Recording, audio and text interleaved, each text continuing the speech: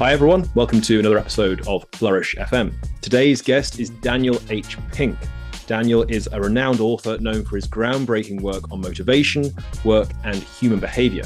He's the author of 5 New York Times bestsellers, the most recent of which is The Power of Regret, How Looking Backward Moves Us Forward, which explores the role of regret in personal and professional growth, offering new insights into how embracing our past can lead to a more fulfilling future. And that book is the primary focus of our conversation today.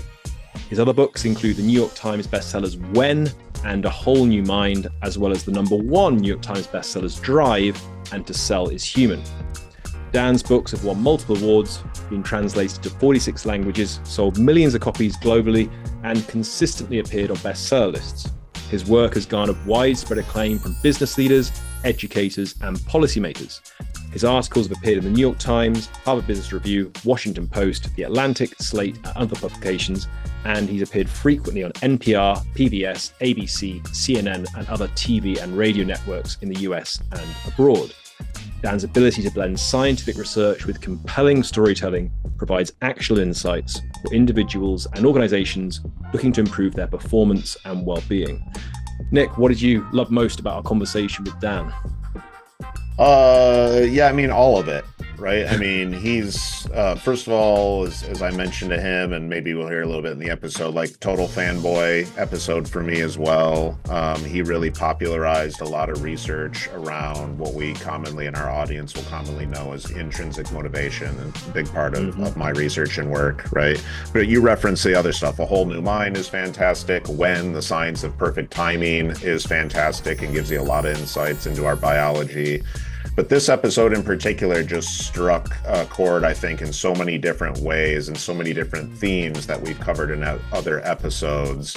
I'm not going to reveal it all here. I think you'll notice them. We name them explicitly, but the big takeaway being that there is a real tremendous power in regret, in the unpleasantness of it, in the distress tolerance it takes to have some of it. It has a lot of utility and can be used in a lot of ways to improve life. So Dan was awesome about sharing some of that research, but also getting very practical around some of the how-to steps. Absolutely. This is an awesome episode. This is Navigating Life's Choices, Daniel Pink on motivation, regrets, growth, and flourishing. We hope you love it. Dan, welcome. How are you doing? I'm good. Thanks for having me. You're very welcome. Thank you so much for joining us today. Yeah, absolutely. And we'd like to start off by diving into your latest book, The Power of Regret, How Looking Backward Moves Us Forward. In that, you introduce a unique and powerful approach to understanding regret as a pathway to our best lives. That fits wonderfully with the theme of this podcast. And you show us how to use regret to make better decisions, perform better at work and school, and bring greater meaning to our lives. So let's kick it off with, what is regret? Regret is an emotion. It's an emotion that makes us feel bad. And it's an emotion that makes us feel bad when we look backward and wish we had done something differently, wish we had done a different thing, wish we hadn't done something. So it's actually an incredibly complex, it's girded by a very complex amount of cognition too, because what you're doing is you're traveling backward in time, you're negating something that really happened, you're then traveling back to the present, and the present is now reconfigured because of a new decision that you made in an imagined past. So it's cognitively complicated, but the gist of it, it's an emotion that makes us feel bad when we look back and wish we had done something differently, wish we had done a different thing, wish we hadn't done something. Awesome. Thank you. And you discuss emotions at length in the book, right? Particularly this distinction between positive and negative emotions. Which really... And that's a kind of you guys know that's like, that's an imperfect distinction, but it's a useful distinction, even if it's imperfect. Yeah, well, that's what I want to ask you about. Maybe I'll just tee you up for this, but you said, right, it makes you feel bad. And so my next question is, does that mean it is bad? No. And that's a really important question. We think about something like regret. We can sort of zoom out just a little bit. We think about something like regret. Regret is a ubiquitous emotion. It's one of the most common emotions that human beings have.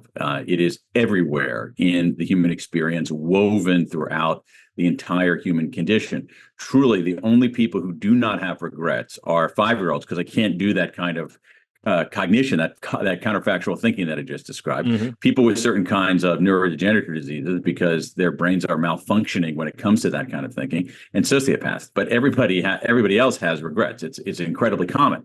And so, exactly to your question, Nick, this is a little bit of a puzzle. We've already said regret makes us feel bad. When I experience regret, I feel worse than when I'm not than before I started experiencing regret. So the puzzle is, why would something so unpleasant, so aversive be so ubiquitous? And the answer is, it's useful. It's an adaptation utility of some kind. Yeah, it has utility. It helps us. And we have a lot of research, particularly in social psychology, showing that if we treat our regrets properly, they can be an engine to help us make progress, to help us move forward. The problem that we have, especially in sort of contemporary American society, is that no one ever teaches us what to do with our regrets. So we end up either wallowing in them, which is terrible, or we end up ignoring them, which is also bad. So let's also just clarify how common it is. You've said it's ubiquitous. Yeah. In your book, you refer to research, including your own research, which we'll dig into later, the surveys you've taken, that regret is the most commonly discussed negative emotion of all negative emotions, and the second most discussed emotion of all positive and negative. Yeah, this is some older research. There's some older research that looked at everyday conversations, transcribed the everyday conversations, and then then coded those conversations for the emotion that was being expressed. And it was the second most common emotion of any kind that people mentioned in their day-to-day lives with friends and partners, and the most common negative emotion. And again, it is everywhere in the human experience. And you mentioned a survey that I did. I also did a very large public opinion survey as part of this research. We surveyed with a very good public opinion survey. We had about 4,500 person sample, only in the United States, all over the United States. Really, each subgroup, every demographic group was overrepresented, so we could draw some demographic conclusions for it. And anyway, we in this sample, we asked a question: how often do you look back on your life and wish you had done something differently? And so we're basically describing regret, but we're not using the R word. And even in there, we had something like, first of all, 1% of people said never, and then I think it was maybe 13% said rarely, but the rest of it is like well into 85 something percent said it's something they do at least occasionally. So it's really everywhere, and it hasn't been normalized. It's been stigmatized. So I think what happens is that people, when they feel that sting of regret, they think that somehow there's something wrong with them, or that they're the only one, when in fact it is utterly normal. It needs to be normalized, but also needs to be harnessed. So simply normalizing and say, hey, everyone deals with that, that's necessary, but it's not sufficient. What we really need to do is give people ways to make sense of their regret, to draw lessons from it. So we want to get to the ways eventually here. That's going to be a big part of this. I'm just curious, kind of from your anecdata, if you will, right? When the book came out, when you're on your book tour, or you're giving talks about this sort of thing, did you find that it was resonating with people? That this was, it resonates with me for sure. These ideas and like how it has utility, and you said it's so ubiquitous. Were people willing to sort of share and kind of say, yeah, this feels right, if you will? Generally, but there is a kind of resistance to it. So there is a kind of resistance. I mean, it's something that we reckon with in coming up, in framing the set of ideas and coming up with the title of the book. There were some folks in our sort of circle of publisher and publicists and whatnot who, we had a conversation about whether to include the word regret in the title because it is a word that freaks people out, and so my view was like, hey, it's a book about regret. Let's use the word in the title. Let's try to recapture that. Let's try to recapture that. Not even recapture the word, but basically show it in its full dimension. So I found that people are skittish at first, but then they come to embrace it, because a lot of people are sitting around feeling regret and somehow thinking that makes them weak, that makes them flawed, that makes them somehow singular, when in fact it makes them human. Mm-hmm. Mm-hmm.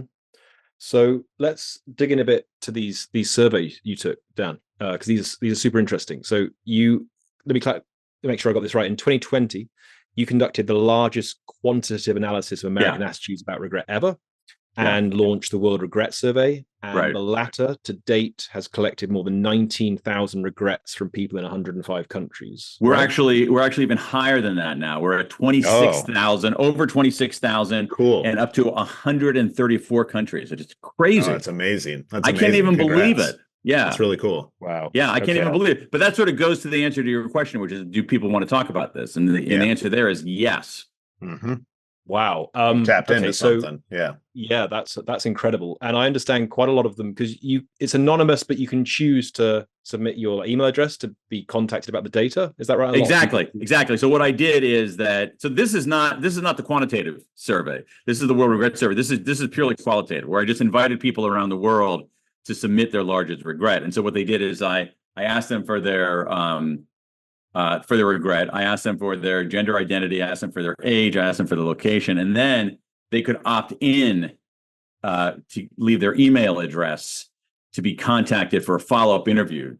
So for extra research, and a really large number. I think it was like 30-something% of people opted in to leave. I know. So it's kind of amazing.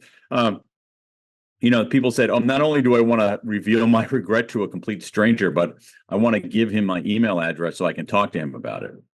Wow. So we want to dig into these distinctions you have between various types of regret, and maybe that'll be part of the answer to this question. But what have been some of the key findings from all this data? Well, on the quantitative survey, which is just a regular public opinion survey where we ask people a number of different questions about regret, and I did that first, and I did it in part to see demographic differences in regret, men and women, and sort of high levels of formal education, less formal education, and so forth. And I found very few strong demographic differences. There were some mild ones, but it was really kind of, I don't want to say disappointing, even though I guess it was disappointing in a way, because I made this investment to do this. But what the data were telling us is that there weren't that many demographic differences. The one demographic difference was, there was one, and it was big, and it had to do with age, which I never would have suspected. And it had to do with, in the architecture of regret, there are regrets of action and regrets of inaction. So I regret something I did, action. I regret something I didn't do, inaction. And what we saw there was a very, very, very strong age effect. So the people in their 20s tended to have, all the people in the 20s, like half of them had an action regret, half of them had an inaction regret. All right. In the 30s, so it's like 50-50, like equal split between action and inaction regrets. Yep. In the 30s, people started having more inaction regrets than action regrets. In the 40s, more inaction regrets than action regrets. In the 50s, way more. 60s, way more. Over time, it was as clear. It's interesting because, like, you guys are know the research. Like, you get this, you throw stuff out there and you see what you're going to get. And a lot of what we got was like, there's not much here. And then there was like this one thing that was like. Over time, it was very clear that what people regret are inactions. They regret things they didn't do. Right. That what really sticks with people over time are these inaction regrets. So that was a big finding in the quantitative survey. In the qualitative survey, we had other, all kinds of other cool stuff. Awesome. So that leads us nicely on to these types of regret then. But action, inaction. So there's 4 types of regret in the book, right? Foundation. Boldness. Yeah, that's from the I don't want to get into the weeds, but that's from the qualitative stuff. In the quantitative, I'm going to get in the weeds with you guys, but in the quantitative, I asked people for a big regret, and then I had them categorize it based on, is it a career regret, is it a family regret, is it a financial regret, and that actually led to some of the insights in the qualitative research, because in the quantitative research, the 2 big findings were like how ubiquitous the emotion was, and how much inaction regrets outnumbered action regrets. That was 2 very, very, very, very strong findings there. What I found when I'm looking at the domains of the regret, and this is based on some other, it's similar to the other research that asked people about their regrets and had them categorize it: career regret, financial regret, family regret, romance regret, health regret. Those very understandable categories. The previous research showed it's all over the place. And I said, I'm going to crack the nut and do it in a more systematic way. And what I found, it was all over the place. All right. So, but that was only the preliminary, because what I found was that when I did the qualitative stuff, and when I actually got the texture of the responses, and it had these little mini stories from people, and literally thousands upon thousands upon thousands of these stories, what I realized that those domains of life was not really where the action was. There was something deeper going on beneath the surface, and it was there that I realized there were 4 core regrets that weren't about career or family, but something deeper going on in the human condition. And so those are the 4 core regrets that came from the qualitative, and they are, forgive me for keep going out, foundation regrets. No, please. Which are small decisions early that accumulate to bad consequences later on. So I spent too much and saved too little, and now I'm broke. But it's also, I didn't exercise or eat right, and now I'm profoundly unhealthy. Like, those are the same things, even though like one is a finance regret and one is a health regret. Those to me are conceptually the same. It's basically, I did stupid things. I was kind of unconscientious and irresponsible in small ways over time, and the compounding effect on that was devastating. So that's foundation regrets. The other one are boldness regrets, which again, okay, I'll give you an example. So boldness regrets is basically you're at a moment in your life, you're at a juncture. You can play it safe, or you can take the chance. You can play it safe, or you can take the chance. And overwhelmingly, people regretted playing it safe, not taking the chance. Some people regretted taking the chance if it went south on them. There's no question. But overwhelmingly, it was like not taking the chance. And again, the domain of life didn't matter. So it could be, I had a chance to start a business, go out on my own, but I stayed at my dead end job because I was chicken. There was someone who that's a career regret. There was someone who I really liked, and I wanted to ask them out on a date, but I wasn't bold enough, and I've regretted it ever since. That's a romance regret, but it's the same thing. Yeah, it's a regret about not taking the shot. Third one is moral regrets, which are, if only I'd done the right thing. Again, you're at a juncture, you do the right thing, you do the wrong thing. Most of us, most of the time, regret doing the wrong thing, because most of us are decent human beings. Not everybody, but most of us are good and want to be good and feel shitty when we're not good. And it could be, and those kinds of regrets, the substance of them were, things like bullying from years ago, decades ago for some people. A lot of regrets about infidelity, basically at some level doing something morally wrong with a certain kind of morality, probably because we had such a Western sample. And then finally, our connection regrets, which are about relationships, not only romantic relationships, actually, that were intact or should have been intact, that come apart. Somebody wants to reach out, they don't, and they regret it. And so those were the 4 things that came out. And so again, the idea here is that we have the surface domains of life: careers, finance, family, romance. But underneath, there was something, I think, deeper going on. There was a deep structure of this regret that had to do with these 4 sort of powerful factors and what it means to be human, or what we want out of life.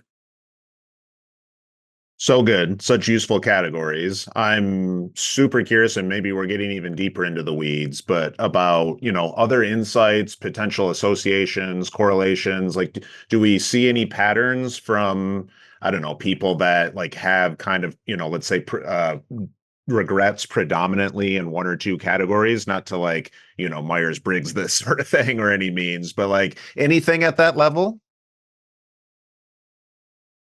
It's hard to say.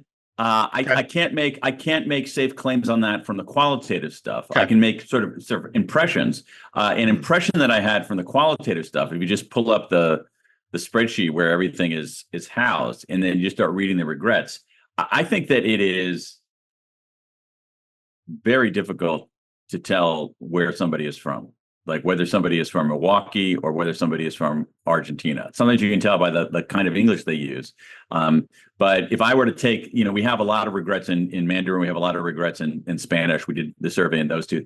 But if I were to translate those into really reasonably smooth English, I don't think you could tell whether this came from China or whether it came from Atlanta. And so I think that's one impression. On the other thing, to the Myers-Briggsy thing, I did look at a couple of things on that in the quantitative, and forgive me for making these distinctions all the time, but there I can make some because I asked questions about in that survey about people's regrets, having them categorize it, but also a lot of demographic information and information about certain other kinds of attributes. And what I mean by that is this: so introversion and extroversion. Had people self-categorize. Are you more of an introvert? Are you more of an extrovert? Are you somewhere in between? Does introversion, extroversion, do introverts seem to have different regrets than extroverts? And the answer was, yeah. Wow. I asked a question about belief in God, because I was convinced that was going to be a driver. And so I gave people something like, which of these best describes your belief in God? I believe in God.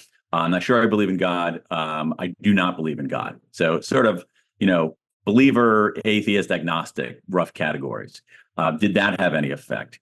Nope.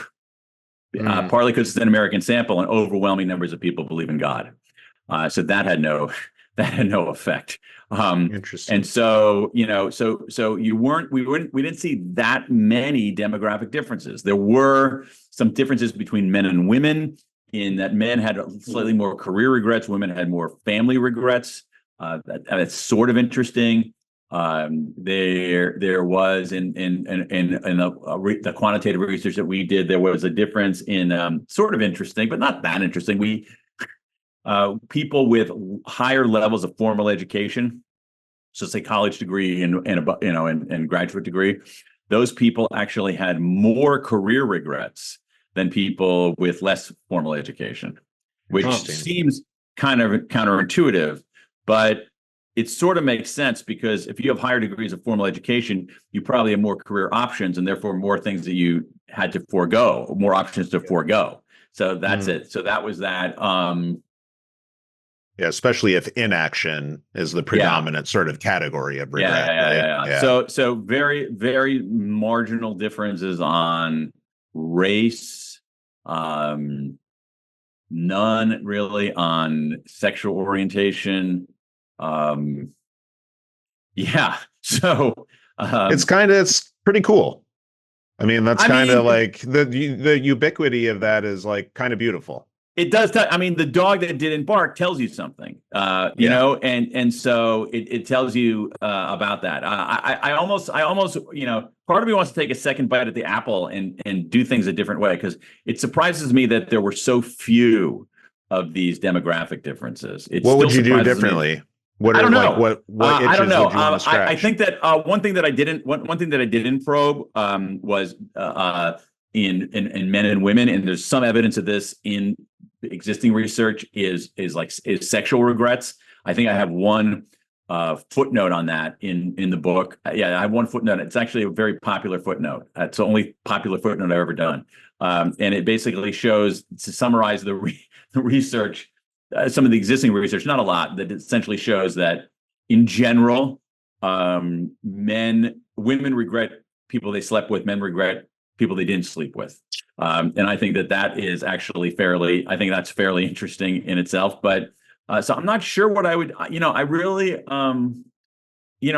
not sure. But there were so few demographic. There were marginal demographic differences. I mean, if you look at the numbers, it's like, okay, this is just out. It's like, this is just within statistical significance, and it's like, like the one on education level. It's like, okay, that's just within, and it's like, okay, I'm not gonna like, it's not a write home about. Exactly. It's not like I'm not going to go to the, carry my flag and sword up the hill on that particular point, because it's just it's just not strong enough. It's also just, it's not super interesting. I think what was interesting was, for me as a researcher, the process of the qualitative stuff, and systematically, I read through myself the first probably 12 or 13,000 of these things. And it's hard to describe what that's like, but you begin to basically hear the same music, and particularly about things like morality, particularly about things like boldness, particularly about things like lost relationships. And And to me, that was quite persuasive. And when you look at the what's also interesting is just, I think, again, for whatever it's worth, you mentioned sort of the reaction you get when you go out and talk about this or people read about it, is that when you offer up these 4 categories based on the submission of all these regrets all over the world, people immediately locate their regret in one of those categories. And I think they do that more readily than they would. It's like, oh, I have a career regret. I have a romance regret. It's like, no, you actually have a boldness regret. That's what really bugs people are these more fundamental things. I didn't build a stable foundation for myself or for my family. I didn't take my shot. I didn't do the right thing. I didn't reach out to someone I care about. Yeah. So let's try and connect those findings then with the theme of this podcast, flourishing, because you write in your book that identifying this structure of regret, these 4 categories, offers new insights to the human condition as well as a pathway to a good life. So, I mean, there's various things you've said there that we can connect with the pathway to a good life, but is there something clear you have in mind in terms of by identifying this quadripartite structure to regret? Yeah. No, I think there's something there is something very clear I have in mind, and it came to me.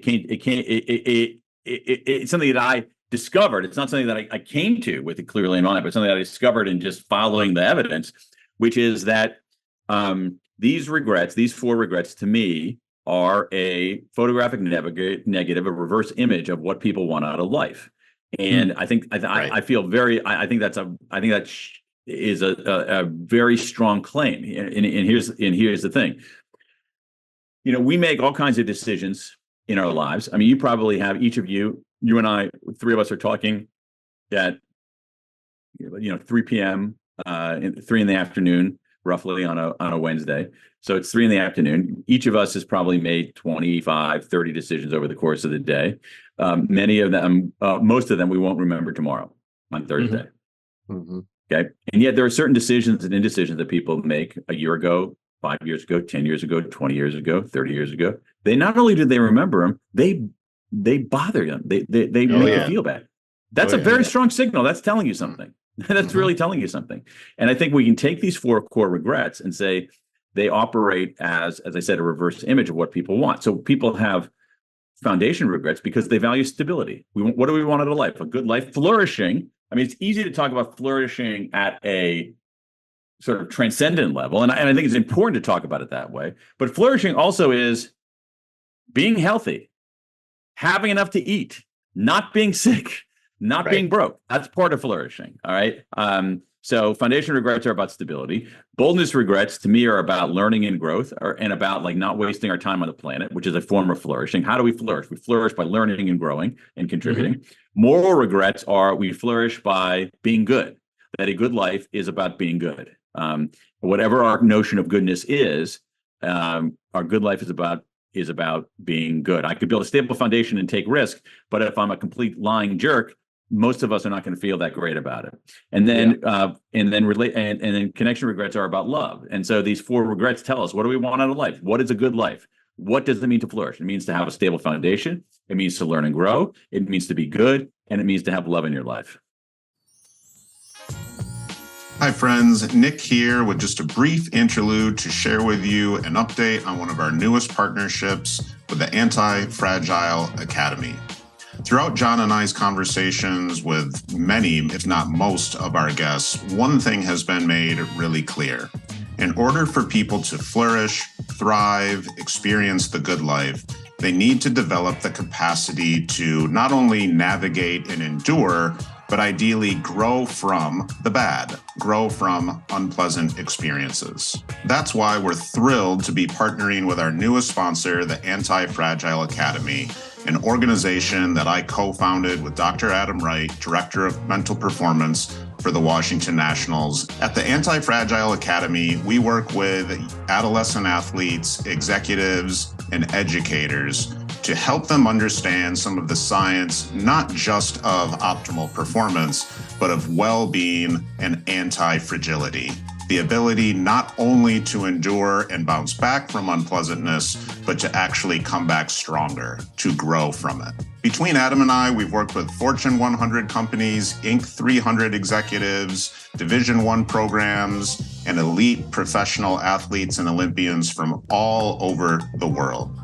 To find out more about how you can leverage anti-fragility training, check out our website at theantifragileacademy.com. It's so good because it fits so nicely, I think, with a lot of different themes that we uncover in talking to people about flourishing more generally. And I kind of want to make a couple of them explicit here. One, this idea that it's ubiquitous. Love that. I would argue that on some level, a desire to flourish and not languish would be ubiquitous as well, but it's neither here nor there. I think the one that really stands out to me is like half of our episodes, we end up landing on a theme of like the utility of unpleasant experiences. Interesting. And what I just keep, and for a show about flourishing, that's an interesting little, I wouldn't call it tension, but it's a nice little kind of balance, right? And synergy. And this topic in particular, I think really strikes that chord as well. But as you were sharing people's tendencies to talk about career regrets or health regrets or whatever it might be, all I kept thinking about was ingredients for flourishing. And they're pointing out the buckets, I think, that John and I would likely say are going to show up on academic measures of flourishing and coaching questionnaires about flourishing. And so it made good sense to me that they would categorize it that way. But then the cherry on top is what you've done is you've taken it layers further and given them types of regrets to really focus on. And so I still want to get into the how-to piece, but I've got one more question, which is, do you see any associations between those different types of regrets and, let's say, well-being measures or measures of mental health or flourishing, like those sorts of things? Yeah, I think so. I mean, if you look at any of those instruments, what are you going to see? You're going to see a sense of I'm searching for the right word. I use the word stability, but you're going to use something about like having some kind of like your feet planted there. Like it's a lack of. I mean, it's basically about security and insecurity in a way. Yeah. I think it's. Sure. I think it's. We'd call it like environmental mastery or coherence, like predictability, right? Yeah, predictability is actually a really important one right there. Particularly when you take these regrets and what they tell us and apply them in the workplace. Predictability is because when something's unpredictable, it's in some ways inherently unstable. The idea of boldness regrets are really about learning and growth, and so I think those correlate with various measures of mastery, of self-efficacy, of those kinds of things. I actually think, again, this is not really a well thought out argument, but it's I might go to the hill on this one, is that I think these boldness, even though I have no empirical evidence of it, I think that these boldness regrets are in part about mortality. That is that we, at some level, all of us are conscious that we're not here forever, that our lives are finite. We don't necessarily think about that all the time, but I'm convinced that it operates as a backbeat of our lives in many ways. And so these boldness regrets are like, geez, Louise, when am I going to do something? Like, I'm not going to be here forever. So it's like, so I didn't ask that person out on a date. When am I going to step up and do something? And I think that's, flourishing is learning and growing. Morality is complicated because it's not one thing, it's multiple things, but I think if you look at some of the research on moral foundations theory, for instance, about what we have a lot of regrets in the harm and care category, which is, the big sort of very Western kind of category of regrets. And then also, if you look at, if you take the regrets about relationships and you just set it up against the Grant study, the Harvard long-term study of flourishing and well-being. We've had Mark on the show. Mark Schultz. They've had so exactly. So his and Waldinger's book is like it's like happiness is happiness, flourishing is being around, having people in your life who you care about and who care about you, period. Yeah. Yeah. And that's what these connection regrets were about. Yeah. So I think it does. It offers another way. It offers another way. It offers another way in. And to your guys' point, when we think about flourishing or we think about a good life, it's not supposed to be easy all the time. It's not supposed to be. You use the word comfort. It's or uncomfort. It's right. Like a good life has some comfort in it, but it is not entirely comfortable.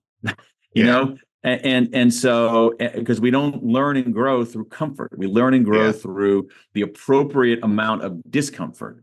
And I just pulling out a little bit is that I think the big problem here with regret is that we have, especially in America, because books have been translated into a bunch of languages, and I get email from people all over the world, and the email is interesting. I think Americans are a little bit more shocked by the fact that everybody has regrets and that it can be a positive thing, because Americans have in some ways OD'd on positivity. And so we think that, because we think that the pathway to a good life is to be positive all the time and never be negative. Always have positive emotions, never have negative. And that's bullshit. That's not true. That's not what flourishing is. Correct. Flourishing is not having only positive emotions. Yeah. And I think we've been sold a bill of goods on that. We've also been sold a bill of goods on sort of temporally in our lives, like never look backwards, always look forward. Don't think about the past, always go forward. And that's bad advice too. And so, I think one of the things that you guys are doing, and one of the things I think that is a consequence of this book is, let's just normalize some negative emotions as part of life. Let's normalize discomfort as an essential. Let's not as normal, but let's normalize discomfort and negative emotions as an essential part of life. You don't want it to overwhelm. You don't want to have discomfort all the time. But a life without discomfort is not a full life. And I think that we just need to recalibrate things a bit in terms of what we think of as well-being, what we think of as flourishing, what we think of as happiness.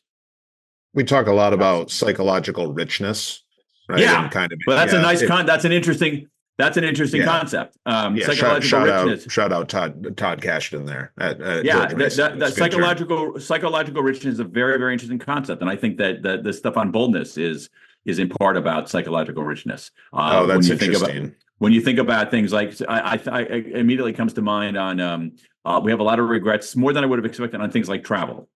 I had a chance to travel to X place, but I didn't because I wasn't sure whether it was going to be okay, and I feel like I missed out.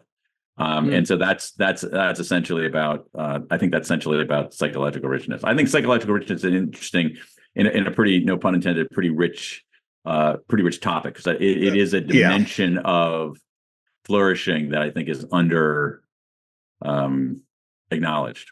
Agreed. And so maybe we can actually use that to kind of organically transition into some of the how-to pieces here, because it occurs to me as we're talking that maybe one of the first how-to steps in starting to, for lack of a better phrase, leverage regret, which I think is probably difficult, because just knowing some of the research on well-being, like we're pretty bad, we being human beings, at projecting. Right. Just as a skill a lot of the time. Like we often think something will make us happy and then it does not. I'm curious about how that dynamic might interact with something like regret. Right. But it's an interesting point. I think there are ways around that. I have a whole chapter, as you guys know, on anticipating regret. And a lot of times we over anticipate the regrets that we're going to have. And what that can create some kind of risk aversion, and it can also, as Dan Gilbert puts it, sort of prompt us to buy emotional insurance we actually don't need. So there are some I think there are ways around those kinds of forecasting problems, but I think you're right about that. So let's go to one of the specific methods you discuss in the book. Your 3-step process for transforming regrets in a way that better prepares us for the future, as a way of kind of turning regret into a positive instrument for our lives. Can you describe that 3-step process? Sure. I mean, I think the most important thing is, I I look at it now. I've sort of changed the way I think about it based on what I Okay. originally written is sort of inward, outward, forward. I think that's a better framing of it. Inward, outward, forward. So inward is first step is how do you think about yourself in this regret, and what that means is that is when we make mistakes, when we have regrets, when we screw up, we're incredibly harsh on ourselves, and what the evidence shows pretty clearly is that kind of lacerating self-criticism isn't that effective. What's more effective is self-compassion, which is treating yourself with kindness rather than contempt. And the more that when we look at our regrets, the first step is to to have some self-compassion, to treat ourselves with kindness rather than contempt. It doesn't mean, this is where people go wrong, it doesn't mean that you should treat yourself better than anybody else. But it doesn't mean that you should treat yourself worse than anybody else. And I think a lot of times we treat ourselves worse than we would treat someone else whom we care about.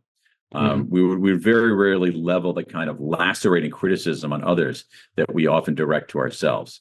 And so don't do that. The other thing about the other aspect of self-compassion here that I think is important, and it goes to the normalizing that we were talking about before, is, we tend to think we're more.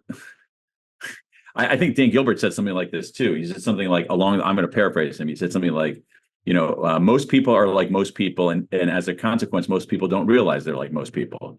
And so we think that somehow we're singular, that our regret is somehow singular and therefore shameful, and we're the only one like it. And it's not true at all. So there's a certain kind of get over yourself. You give me any regret that, I walk down the streets of Washington, D.C. I ask somebody their regret.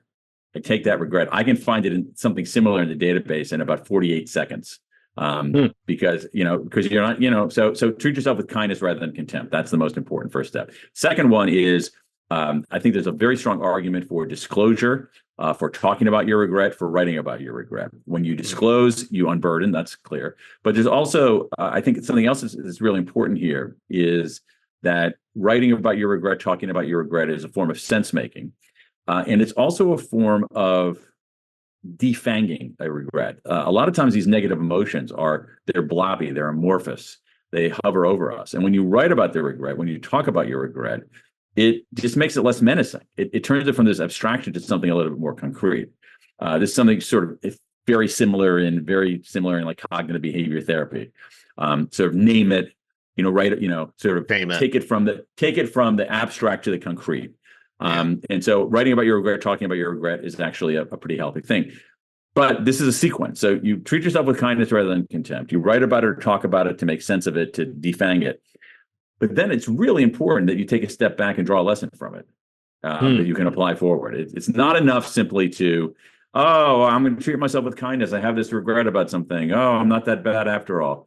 Oh, I'm going to tell you about it and write about it. That's nice, but you have to then say, what did I learn from this, and what am I going to do about it? And that requires a sort of an approach similar to what you were talking about before, which is a kind of a self-distancing.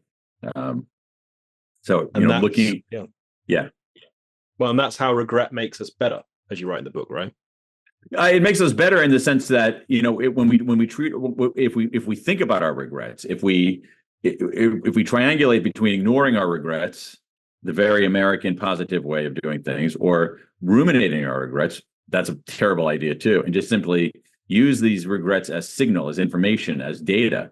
We have evidence, again, that it helps us on a whole range of things. We have research that it helps us in becoming better negotiators, better problem solvers, find more meaning in life. Helps us become better strategists. That again, if we go through this thing of not plugging our ears when a regret comes in, and also not getting toppled by it, but saying, oh, wait a second, I have this feeling. This feeling is not a defect. This feeling is a signal. And when we look at those negative emotion, exactly, it's data. Yeah, it's data. It's not extraneous that I can just forget about it. It's not like a massive threat to my existence.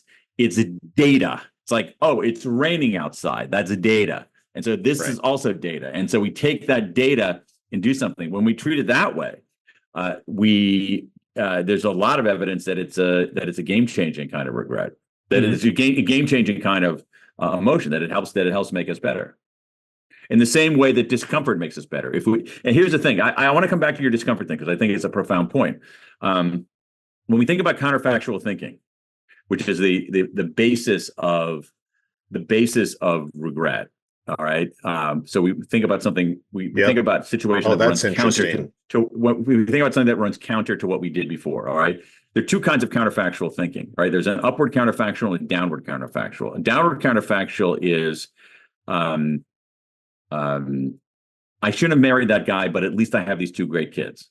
All right. So we find the silver lining. All right. Downward counterfactual. It could have been worse. Downward counterfactual is it could have been worse.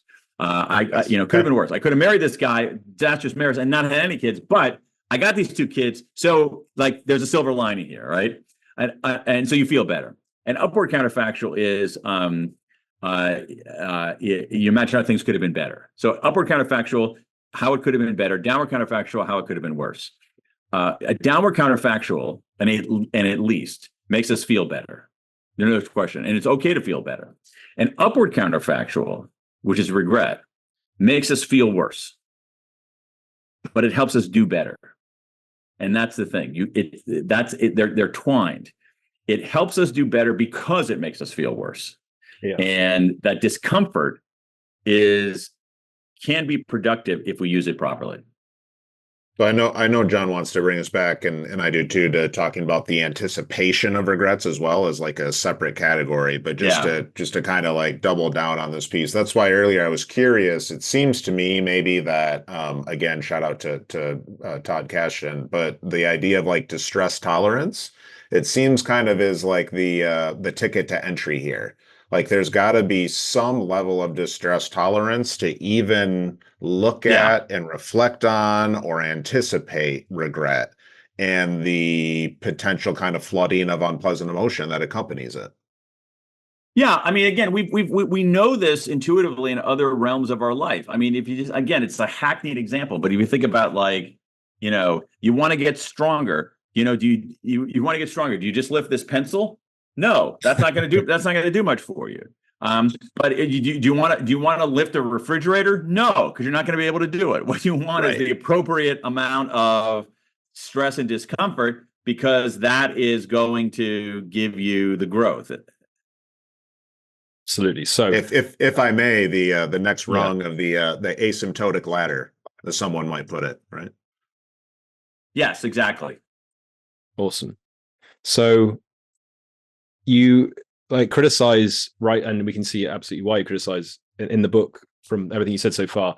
You call it the delightful but dangerous doctrine, the no regrets attitude to life, right? Yeah. Because regret's just a waste of time, it sabotages our well-being and so on. And in that, you make an interesting point about the kind of direction of regret, which is going to connect this now what Nick said about anticipation, that a good life, some people think, or a widespread view is that as a singular focus, forward-looking and positive, but regret gets in the way of that because it's backward looking and unpleasant. But something you've drawn attention to is that regret also has this forward looking function when we think about anticipation, or maybe anticipatory regrets, if that's such a thing. Just want to tease out here how this exactly works. So, you can anticipate the possibility of regretting something, compare that with learning from things that have already happened. Can you just describe it more how exactly an anticipatory regret works? Because it seems So that's it's a little tricky, because what we want to try to do is anticipate the important regrets. If we think about trying to anticipate every regret, we'll go nuts. So again, we're talking in the afternoon. Today, like, just because I know you guys want to hear this, like what I had for lunch today. Okay, so for lunch today, I had leftover Chinese food. All right, General Tso's chicken and some rice. Yum. Heat it up in the microwave. Okay, Sounds and so delicious. if I said in making that decision about what to have for lunch, it's like, oh wow, should I have General Tso's chicken? Like, what am I going to regret more, having General Tso's chicken, or should I make a salad and something healthier, or should I walk down the street and get a sandwich, whatever, it's like, oh, which one of these am I going to regret the most? And it's like, it doesn't matter. Okay, just eat something and move on. And so a lot of our decisions don't matter. That's the thing that makes us. Most of our decisions don't matter all that much. And so, as you guys know from the literature, there's a strong argument for satisficing, like finding good enough answers for a lot of stuff. Yeah. All right. So where do we want to maximize? But what we want to do on anticipating regret is we want to anticipate the major regrets. And I think we know what the major regrets are going to be. We want to anticipate these foundation regrets. We want to anticipate these boldness regrets. We want to anticipate these moral regrets. We want to anticipate these connection regrets. And regrets about anything else, it's like, I'm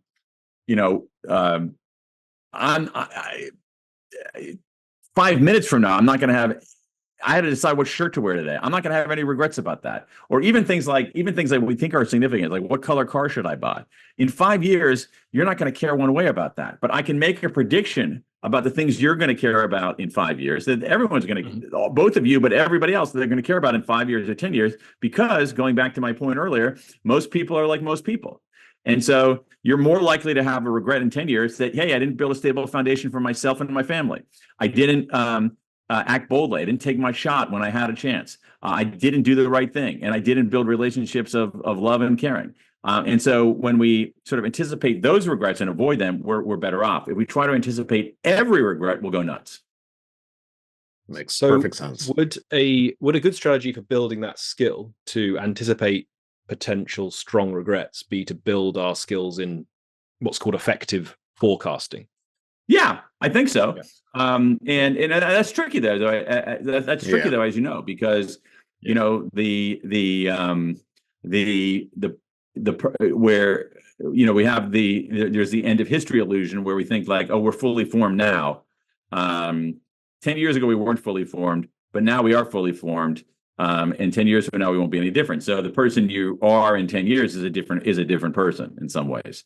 But because that person is a person, we can make a strong prediction about what that person's going to regret, and it's going to end up probably being one of these four things. So we're not often great forecasters, but I think we can sharpen our forecasting skills by thinking about these categories of regret, thinking about what really matters in flourishing. And the thing that I think it's difficult is recognizing that a lot of our decisions don't matter all that much. We have to do them, but a lot of our decisions don't matter all that much. We might as well just satisfice. Absolutely. So you also mentioned the book that regret clarifies and instructs. And I can see various ways from what you've said it can do that. But can you say a little more about that? In what ways exactly does regret clarify and instruct things? I mean, again, it's what we were talking about before. It tells us what we value. I mean, it's a negative, it's a reverse image. It's a photographic negative of what we want out of life. So if I regret bullying somebody 30 years ago, and most things I did 30 years, now, I don't have that particular regret, but if somebody regrets bullying somebody 20 years ago, and there's very few other things that they did 20 years ago that they remember, let alone bother them, that's a pretty strong signal. That's telling you something. That clarifies, hey, actually, I might value treating people well, treating people fairly, treating people with kindness more than I realize. That's telling me something. Yeah. And so it clarifies. So I think it offers a kind of a clarity if we look at regret, as we were discussing before, as a signal, as data. So I think related to that, but at risk of making maybe your separate worlds come together in a messy way, I'm just interested if you've been thinking about or looking into how this interacts with variables of motivation. I haven't thought about it all that much. I mean, I think that it does. I mean, like I hear boldness regret. And I think like autotelic activities that they didn't take on, do more. You know what I mean? That sort of thing. I think that's part of it. I mean, there. I think that the desire to learn and grow that underlies our intrinsic. That's a sort of deep intrinsic motivation. I think that is connected to boldness regret. If you look at, I know you've done a lot of stuff on self-determination theory in general. If you look at sort of the concept of relatedness in self-determination theory, that's very much what connection regrets are about. And so I think there is some commonality. I mean, a lot of this stuff comes down to trying to decipher what makes us human. And that's the sort of descriptive question. The prescriptive question is, what can we, with these Stone Age brains and this strange society we built, what can we do to flourish during our limited time here on Earth? And that's the prescriptive side. And I think a lot of these bodies of research point us in similar directions, both descriptively and prescriptively. Mm-hmm. It's such an interesting,